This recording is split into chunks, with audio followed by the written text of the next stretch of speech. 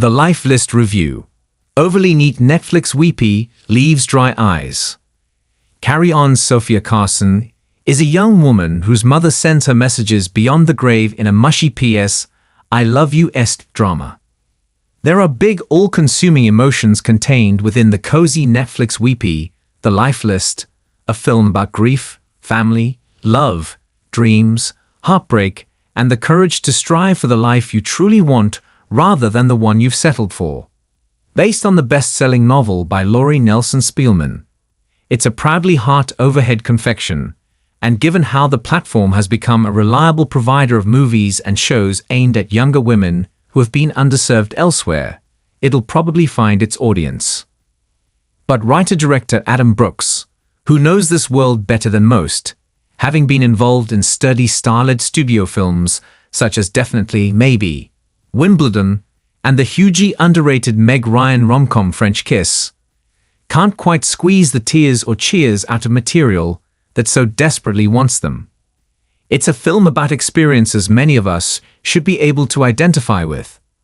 The fear that we're not living our best life, the realization we're in an ill-fitting relationship, the crushing loss of a parent. But it's all too pat and prettified to register as believably human. It's a problem exacerbated by the choice of lead, the actor-singer Sofia Carson, who recently starred alongside Taron Egerton in Netflix's wonderful smash hit thriller Carry On.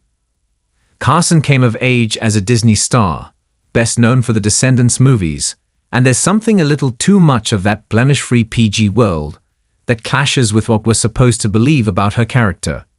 She plays Alex, a scrappy, band t-shirt-wearing, basketball-loving, adorable mess who says the wrong thing and just can't quite get her life together.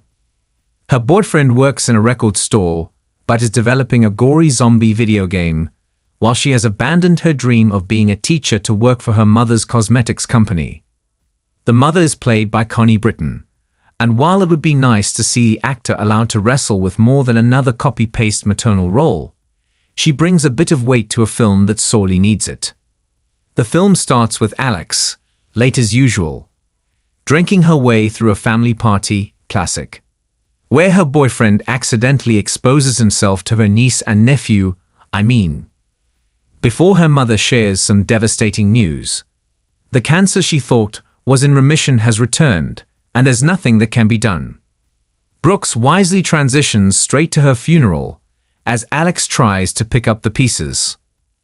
A reading of the will from the family's conveniently cute lawyer, Kyle Allen, of the incredibly charming high-concept rom-com, The Map of Tiny Perfect Things, reveals that Alex hasn't been left in control of her family company and has instead been left with a DVD and a familiar scrap of paper, her life list of goals/dreams written as a child. In order to find out what her inheritance will be, Alex must tick off every one of them before the end of the year, each also unlocking a new DVD containing a personal message from beyond the grave. Alex's 12 months are then filled with living, taking part in a mosh pit, laughing, doing stand-up, and loving. Her final bullet point aims for true love. A working man review. Jason Statham actioner is far too much work. Read more. It's PS I love you for the mother-daughter crowd. A potentially more interesting dynamic than a simple girl loses boy romance. There's deep affection in the dynamic, but also a sense of disappointment that Alex hasn't become the person she could have been because of the fear involved with taking a chance.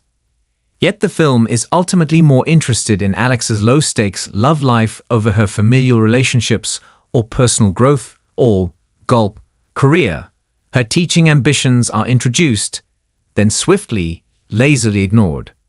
The film is a reminder that sadly far too many films with female leads are still more focused on who they end up with rather than who they end up being.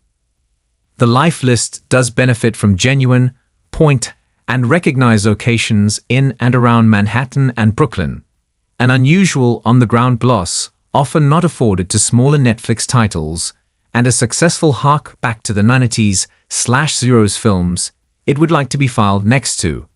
That same sense of nostalgia might explain both the DVD's and why a song by the Ting Tings is used 3 times as an unofficial theme tune. But Carson, while competent, doesn't have the magnetic pull and preternatural charm of the leads who dominated during that time. A freer sense of fun and a wilder spirit never really shining through. Her performance as carefully smoothed out as the film surrounding her. The word messy is bandied around by its characters, but the life list is far too clean.